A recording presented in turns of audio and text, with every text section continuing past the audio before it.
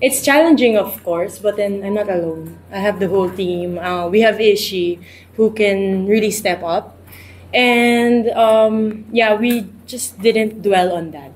I think the only way to improve is to accept the challenges. So we just accepted the challenges that we were faced, and no pressure, because we trained for this. Everyone trained for this, so it's the same teamwork.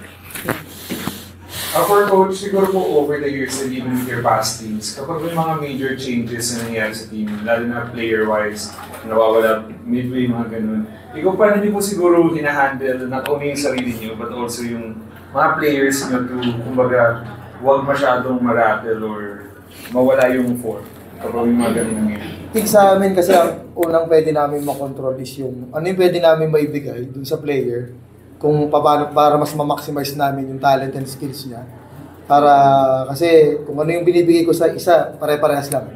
That's why siguro kung mayroong konting adjustment or may big changes sa team, I think hindi nawawala yung iba or hindi naliligaw kasi same lang yung system na binibigay namin.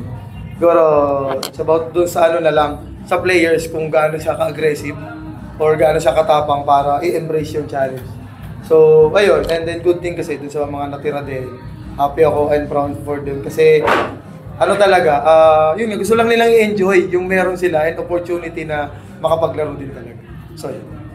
And for Don, as captain, signal captain, how would you describe na lang yung leadership style mo ngayon, both with the national team and sa PBL?